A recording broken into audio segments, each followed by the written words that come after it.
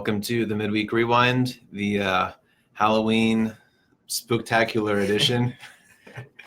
I'm Matt, joined with Pastor Brent, and we're excited to have another week with you. I think this is our 9th episode, Brent. Are you still like halfway regretting saying yes to this? Plus, I just want Matt to, this is Halloween. I'm obviously not dressed up. You think he's not dressed up, but he has an outfit, and it's an outfit that unfortunately you need to explain. But why don't you go ahead and explain your outfit? So I have got Mr. Captain America's shield on my shirt here and the good old cardigan. And so I am not Mr. Rogers, and I'm not Steve Rogers. Who is Captain America. So I'm Mr. Steve Rogers. Okay. And now it's funny. And yes, everyone thinks it's hilarious. Clearly. All right. Well, Halloween aside, we've got kind of like the normal routine we've been getting into here. We're going to re-go over last week's sermon a little bit, talk about what you're going to be talking about this upcoming Sunday. And then we have a special secret treat about what we're going to be talking about later on. Yeah. So stick with us for Pastor Brent's hot takes on Kanye West. Get ready. Get ready.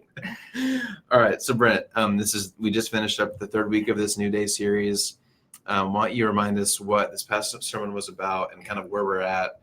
Actually, before that, I wanted to ask you too. We've had these town hall meetings. I'm sure you're talking to a lot of people about the building project and the name change. What's the latest? How do you think everything's going? What are you hearing from people as we're kind of continuing to talk about all these big changes? I'm really thankful for our church. I'm not surprised. We're just a nice, polite, respectful group of people. And personally, have I had a dozen conversations with people who are frustrated or disagree or have some questions? Yeah. But we just don't have like venomous, toxic stuff. Now, I don't know what's happening over the lunch after church inside someone's house. And I assume that there's some venting and some frustration that might, push the envelope a little bit on respect or kindness or appropriateness. But I'm telling you, I'm just thankful for our church. Change is hard. These changes are hard, particularly the name change. It's such an emotional thing. And I think on a cerebral level, a lot of people can say, okay, yeah, denominational names might be kind of a hurdle, and the name Mennonite Brethren, as much as I love that story, it kind of raises up some interesting perceptions. And I think most people cerebrally, they accept, even reluctantly, that it gets in the way. Yep. And I wish it didn't. We're not the only ones. It's a denominationally or a nationwide thing. But the heart thing is the tug. Yeah. And I've made lots of decisions where I hated the decision, but I knew it was right. And I think for a bunch of people, it will end up being that. They don't like it. Oh, man, I wish we didn't have to do this. It's, but it makes sense. Yeah. And for the good. And so, all things considered, we have a town hall meeting on the 12th of November, Tuesday, for the name. We have our second one. We have the building town hall a week later, and then the vote on the 24th. And and one quick thing about the building vote that I'm pretty thankful for.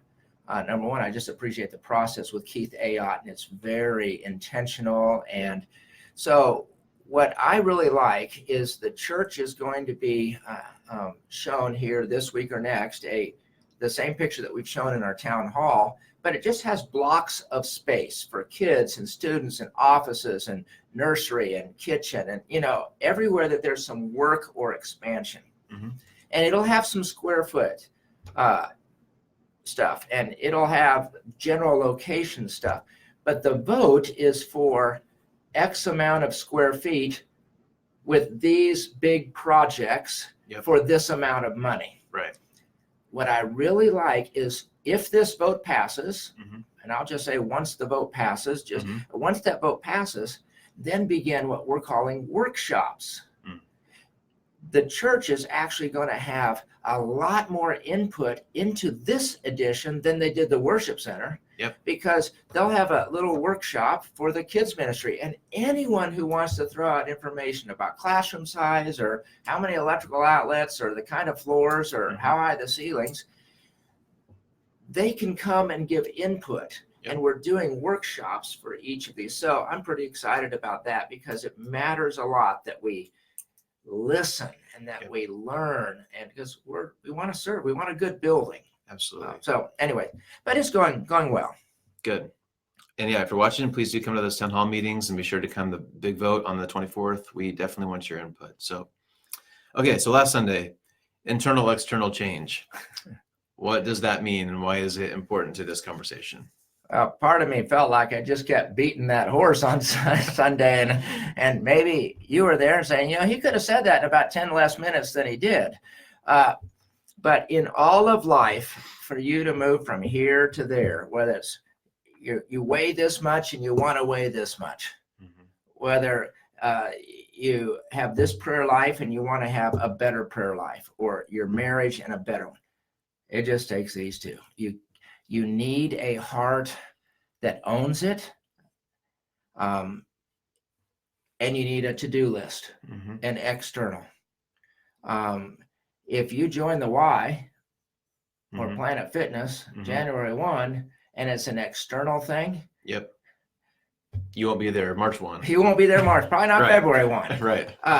But if you have a real drive, but don't take the external step, you're not going to get there. Right. So you need both. And for us to get to the new day, where, again, it's not a building or a name. Yep. It's a place where we are seeing more people saved, more kids coming, more kids saved, more young families being anchored in Jesus, more life transformation, more habits being broken. I'm glad for what God's doing.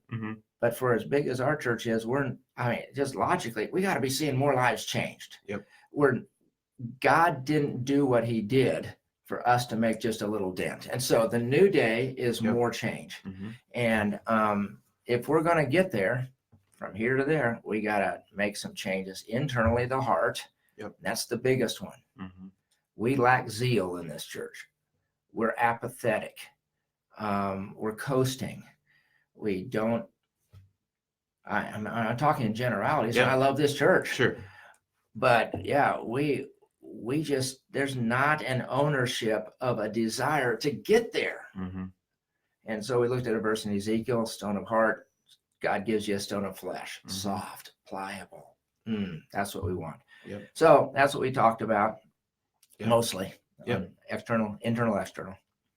That's good. Any more on that? Or you want to move forward? That's good. I want to get to Kanye West, but we got I do a too. couple other things. Okay. All right. Before we get to Kanye West, I never thought I'd say that sentence. I want to get to Kanye West. There's a little part of me that's impressed that you even know he exists. So you're doing great. Okay. Before we get to that, this Sunday, it actually kind of ties into Kanye West a little bit. Yeah. So tell us what this Sunday sermon is going to be about. Part of how we've been describing the need for the building and the name change is to say, making these two changes will help us reach the people out there better. Right. So it's a culture question.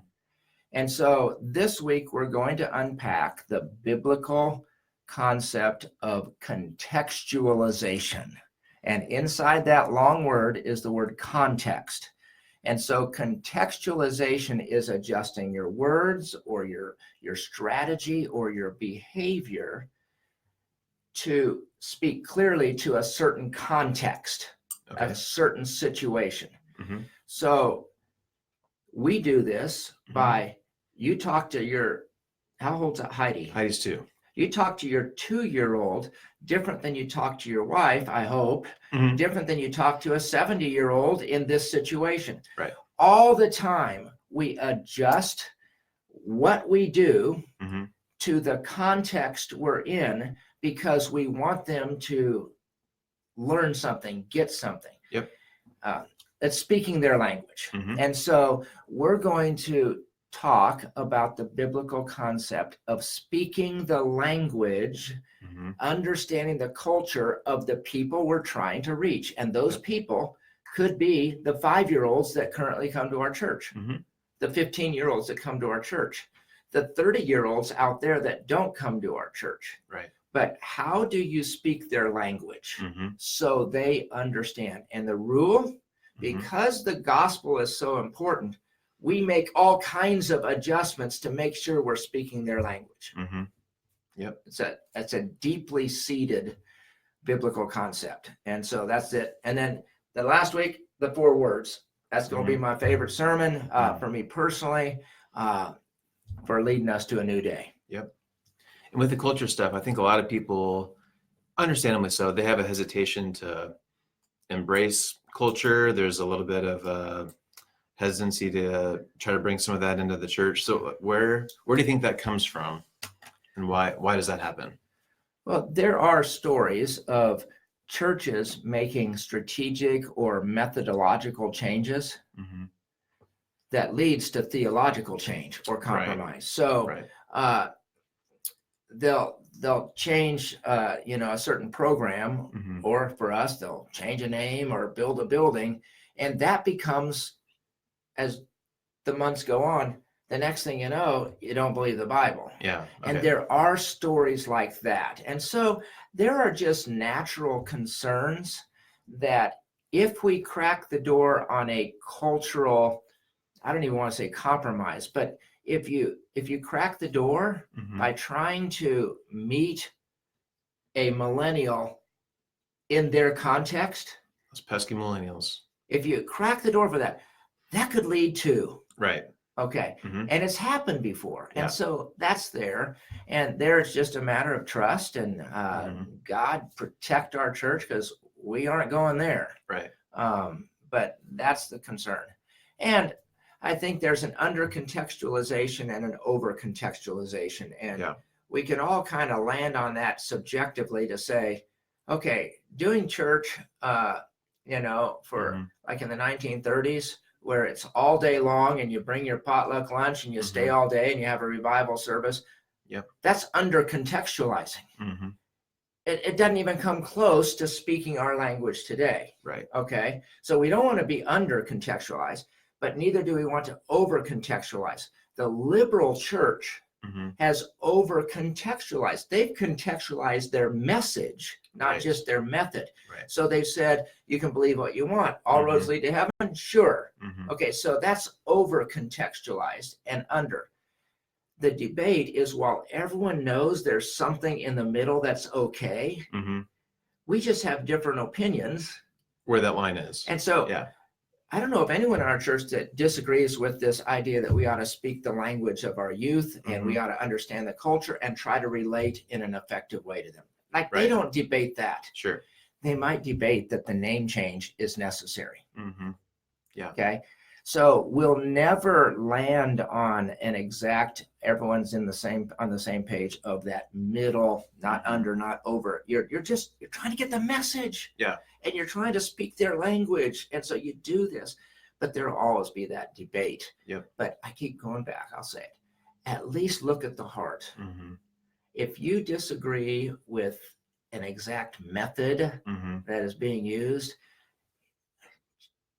look at the heart. They're trying to reach people. Okay. And that's part of what we'll unpack on Sunday. And I've heard you speak before that most of like what our church services look like today, basically every element of that was a concession to culture at some time. Pews, air conditioning, music, Sunday school. I remember I was young enough to where I remember when we first had PowerPoints, that was a big controversy. Do we want to have PowerPoints in a worship service? So I mean, if you come to our service, almost every element at some point was a controversial concession to culture. Absolutely. And now this idea of speaking the language of our culture so they understand the message. Right. Okay. Yeah. We'll talk about how Jesus did that, how Paul did that. This is just core to how you do church. Right. You learn the language of the people you're trying to reach. So you're right. at one point they started nursery, Mm-hmm. and everyone was up in arms because now you separated the babies from their parents in the church service. Don't you love families? Mm-hmm. But we did age divided Sunday school. Yep. Partly in response to age divided public schooling. Yep. And so, yeah, there have been these speak the language of the culture shifts that now are just a normal part of our life. Yep. So good. Well, that'd be a good discussion. I'm looking forward to that. So speaking of speaking the language of our culture, you have a text that you wanted to read to start this conversation. Yeah, I got a text from my daughter Stacy, and this was unfortunately Saturday evening at 6:19 p.m. Okay. And she texted me, and I should just preface, I do not win the award for pop culture in our staff. I need to be more aware. My family's working on me. Matt's working on me. I need to be culturally relevant, but I don't win that award yet. Right. So Stacy, my daughter, texted me Saturday evening at 6:19. Have you listened to Kanye West's new album? It's called Jesus is King. Supposedly he is a Christian. Ryan and I are listening to it now. And then this zinger from my daughter. If you want to stay relevant, mention it tomorrow in your sermon. And you didn't do it, but well, hey, but here we are, a couple of days later. Right. I'm getting this. It came out on Friday, so yeah, it's okay. Here's my text 2 hours later. Read it. How do I listen to it? On YouTube? Is Jesus is King a movie he has made? Well, okay, he has made a movie. Well, see, I got all confused. I don't even know how to listen to the guy. Right. Supposedly there's something called Spotify. You can listen on Spotify. But anyway. Yes. So Jesus is King, Kanye West, talking about cultural relevancy. It's been quite the week in Christian pop culture land with all that's happened with Kanye West. So we were talking just briefly earlier. I'm trying to think of, if I were to make a list of like the top 10 most influential people in like American pop culture, Kanye has to be close to the top. Like I know, and he's on a first name basis. He's on with a first you now. name. Yeah, me and friends are. Yeah, I'm friends with Kanye. But I pulled some stats about Kanye West. Are you ready for this? I am. So he has sold more than 140 million albums, which makes him one of the best selling of all time. He's won 21 Grammys, which makes him 11th all time. And some article said he's the most of this generation, whatever that means.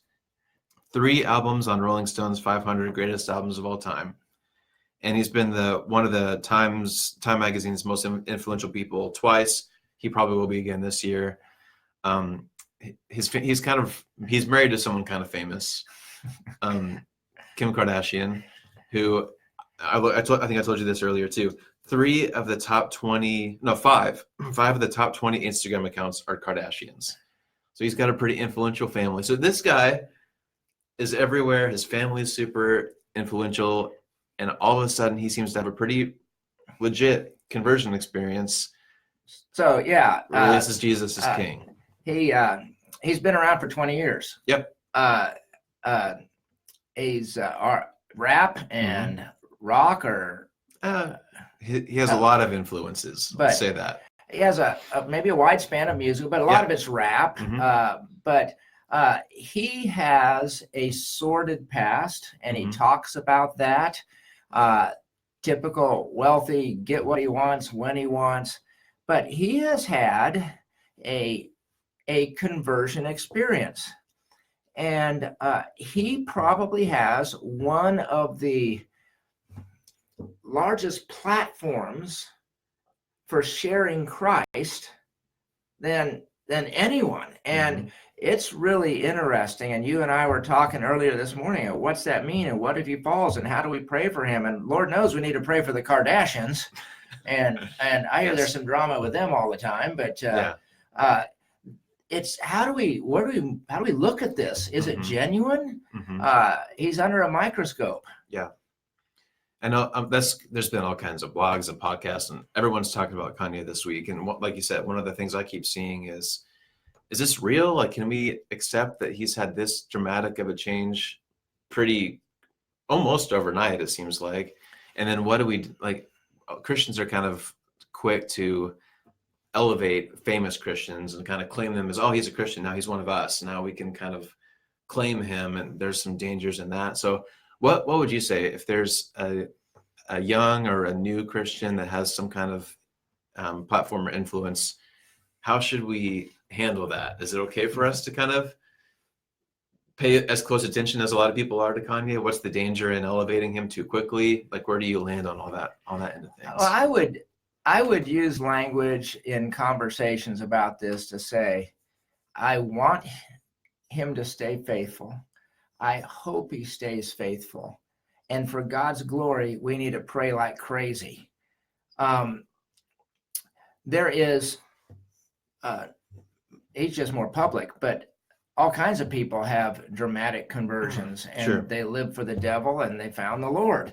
I was listening a bit to the last night. Who's that? James Corden. James Corden. James Corden. That guy sings in the front seat with a lot of people, doesn't he? In cars. He's hilarious. Yes. He can sing anything. He's a late night guy. Yes. Never watched a full episode. Again, I'm impressed you know his name. You're doing great. Okay. But Joan was listening to a 20-minute interview from last night, this morning on her phone. And she said, I needed to listen to it. I listened to 3 minutes, but I had to come to church. Oh, yeah. You have to work, right. But yeah, he is talking openly about his sin and God's redemption and God's forgiveness, and Jesus saved him. And so I just want to treat him like I would anyone else who became a Christian. I'm going to lean in and trust that it's real. Why would I? Okay. I want him to stay faithful. I hope he stays faithful. And I'm going to pray that for God's glory, he remains faithful. So it's very interesting. It's crazy. So talk about that Jesus is King. And it's an album. It's supposedly a movie. Yeah. It was a big banner. Yeah. That was very interesting in Times Square. Okay. So the influence of this video is, and this album is immense. I mean, it's... So yeah, the album was called Jesus is King. I looked, and I'm not sure if it's still true, but at least on earlier this week, it was #1 on Apple Music, #1 on Spotify, #1 on Amazon, #1 trending topic on Twitter. So, and I think I mentioned to you, I saw a picture somewhere of a huge billboard in Times Square that just said Jesus is King, and I think Spotify bought it or something. So Spotify doesn't, they don't care about Jesus being king, but for them, Kanye West is selling music that they get some money for. And so they hang this big banner in Times Square that says Jesus is King. And you're saying, thank you. Right. I mean, that's crazy. Yeah. It's any, you know, if Chris Tomlin or whoever had an album called Jesus is King, we would be applauding like crazy, but it's just such an interesting situation that Kanye West did it. And so the phrase Jesus is King is all of a sudden everywhere. And it's a crazy time we're living in, where that is the #1 album on Spotify, #1 album everywhere. I mean, it's crazy times we're living in. You mentioned praying for him. I think I mentioned this to you earlier, but one of the songs on the album, I'll read just a couple lines of lyrics, which I think is just really interesting. So he wrote, I deserve all the criticism you've got. I understand your reluctancy, but I have a request. Don't throw me up. Lay your hands on me. Please pray for me. So it seems like he even has a little bit of self-awareness of, I know this looks and sounds crazy, but I'm doing the best I can. He is publicly asking Christians to pray for him. So it's just something that I don't think many people saw coming, but it's just a really interesting cultural moment we're in when someone with so much influence is asking for prayer. And this might sound like a tangent, but it'll feed back into this.